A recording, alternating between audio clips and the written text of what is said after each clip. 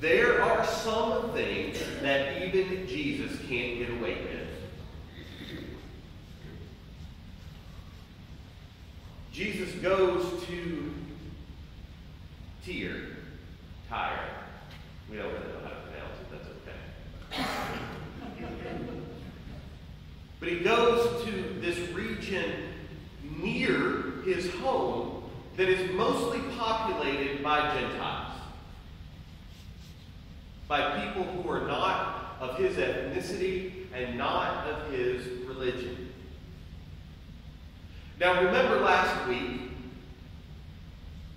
Jesus just finished telling the Pharisees that they need to stop being so caught up in traditions and laws that hurt people, that cause them not to care about others.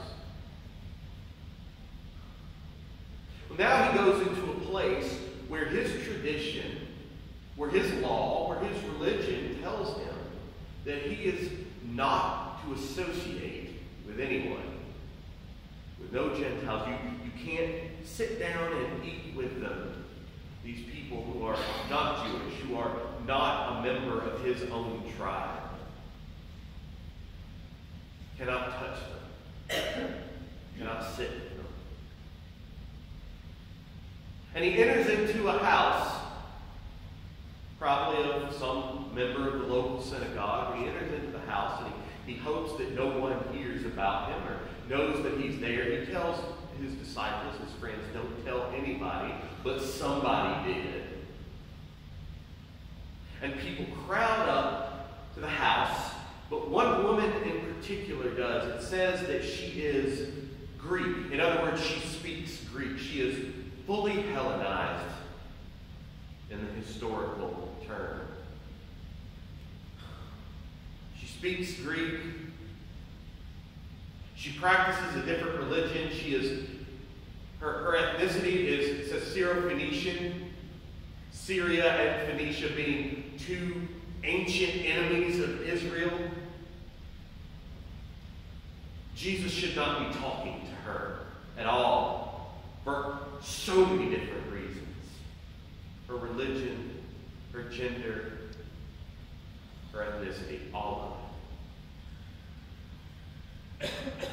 And she says, as somehow she pushes her way to the door, Jesus, Rabbi, teacher, my daughter needs help. She needs help. Please come heal her. I know you can do it. I've heard such good things about you. Please come heal her. And Jesus says, no, I won't do it. I didn't come for you. I didn't come for you Syro-Phoenicians. I didn't come for you Greeks. I didn't come for you people. I came for my own people. So, sorry. And she says, yeah, but come on. Even dogs get crumbs from the table, right? And I imagine Jesus looking at her after being surrounded by these disciples who just don't get it, who have given the wrong answer every chance they've been given. And the woman gives this answer, and he looks at her and he says, good answer. Go home. Your daughter's well.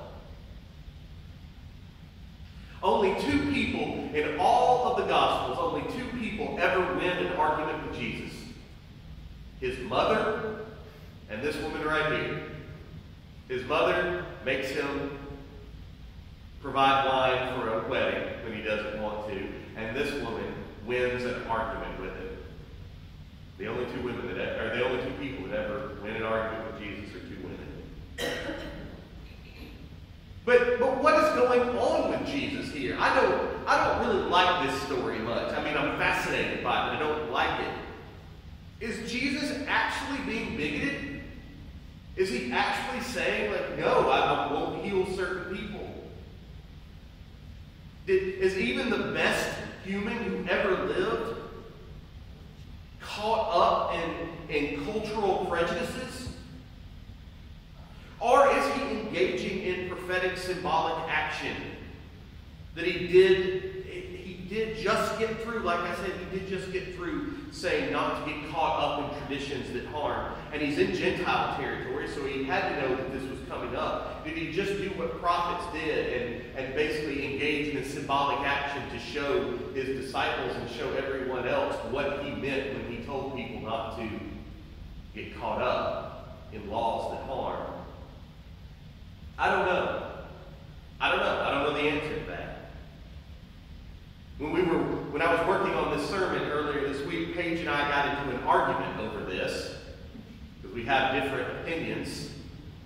If you ever want to know what a clergy couple talks about at home, we're arguing about Syrophoenician women and Jesus' healing of them. But Mark doesn't really tell us what's behind any of this. Doesn't tell us what's going on in Jesus' head, but what it does say, whatever the answer to that question is, Mark is very clear that not even Jesus can get away with rejecting someone based on their gender or race or religious favoritism. Jesus doesn't even get to show favoritism. Not even him. And so from Tyre, he journeys deeper into Gentile, or as his people would think, unclean territory, and he heals the people that he just shouldn't be healing. He even touches them. Comes upon a man who is deaf, and he touches him. Not just kind of, puts his hand on his forehead, he puts his finger in his ear, touching him closely and intimately. This man he should not even be talking to, but he takes care of the bodies and souls of those people who are in need, the bodies and the souls. James, our epistle today, pulls no punches about this kind of thing. He opens up chapter 2 with, when you show favoritism, you deny the faithfulness of our Lord Jesus Christ. When you show favoritism, you deny that Christ is faithful. Man, my God. Treating some people, James says, treating some people like they are less than others, treating some like they are not fully created in the image of God is the same thing as denying Christ himself. When the church treats anyone, but especially the oppressed, the rejected, the marginalized, as if they are nothing, the church is not the church, because Christ isn't there. So James asks his readers to imagine that two people come into the assembly, they come into the church, and one is rich, with rings on his fingers, denoting a high status, with nice clothes on, good Brooks Brothers suit, nice tie, hair combed well, clean shaven. One of those people that you really hope shows up to church and becomes a tithing member. And then, right after him, comes a man who hasn't bathed in a couple of days. His clothes are ill-fitting, dirty, stubble on his face, hair out of place.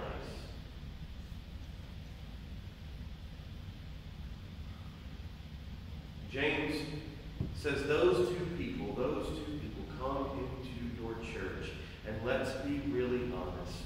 He says, you treat them differently. You treat them differently. He says the rich come in, that wealthy, that nice smelling, nice looking man walks in, and you say, oh, sir, please, we're so glad that you're here. Come and have a good seat. At the time, it's always funny to me because James thinks of the good seat as being up front. We're Methodists, which would mean that you would show up in the back pew. Says, oh, you come and we'll give you the best seat in the house, and let me introduce you to people, and let me maybe we go to lunch with the pastor afterwards, right? And James says, the poor person comes in, the one who's not the kind of folks you want in your church. And you ask, now are you sure that you're in the right place? Are you sure? I mean, okay, I think our pews are kind of full up, but you can sit before if you need to. And for the early church especially, there's some real irony to this. The rich and powerful were the ones who were throwing Christians into jail, and the poor were the long-time faithful members of the church. Jesus himself had spent his ministry with the powerless. He criticized the powerful. The folks at the margins of society were drawn to Christ because Christ said God was drawn to them. But now, the church was a little bit more concerned with currying the favor of the wealthy, of the powerful, of the connected. They had begun to buy into the world's values, not kingdom values, not the kingdom of God's values. Have you ever been in that kind of situation? Y'all, look, she doesn't like to admit it. She never does, not even to herself. But Paige's job, my wife's job, is a pretty, quote-unquote, important job in the annual conference. She is the director of the Center for Ministry. And if you ask her if her job is important, she will tell you no every time, but it is. And she got this job a few years back. And I will never forget going to annual conference, going to the meeting of all of the clergy in Mississippi, all the United Methodist clergy in Mississippi, and people who had just not had time for us for years, who we could never find time to go to lunch together, or dinner together, or even talk in the midst of conference, because it's so busy, and I promise I'll get back to you, but never did. It's amazing how the minute we walked in to the convention center in downtown Jackson, we had so many more friends. So many more friends. People who just congratulated her. People who, we should get some lunch, we should get some dinner. And I don't blame them for this. I'm not angry about this. I've done the same thing. I don't want to admit it, but I've done it. Let's face it, we all love getting our pictures taken with politicians and celebrities. I once, and this has nothing to do with my political affiliation one way or another, but I once, and I'm not kidding about this, when I was a teenager, chased down Bob Dole's car so I could get a picture with it. I literally ran after Bob Dole's car. So I got a picture with Bob Dole. We like it. We like to feel important. We like to feel connected. We like to feel as if somehow importance has rubbed off on us. There are people, the whole world tells us, there are people who are just more worthwhile than others. this every day. That there are some people who are just more important, more worthwhile, more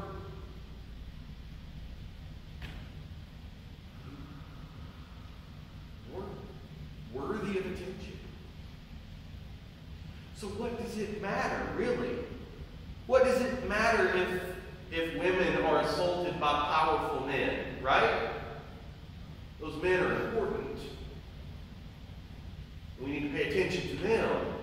What does it matter if children are abused by high-ranking clergy, or coaches of successful football teams, as long as the institutions are protected? What does it matter if people of color are imprisoned at higher rates? What does it matter if immigrant children are imprisoned? What does it matter if our poor neighbors across the street or across the world die from hunger or preventable diseases? They're just not all that important, because the wealthy and the powerful, they are important. Those people who are suffering, they just don't matter all that much. And to our great shame, since James's time, we, the church, have far too often let ourselves buy into this nonsense.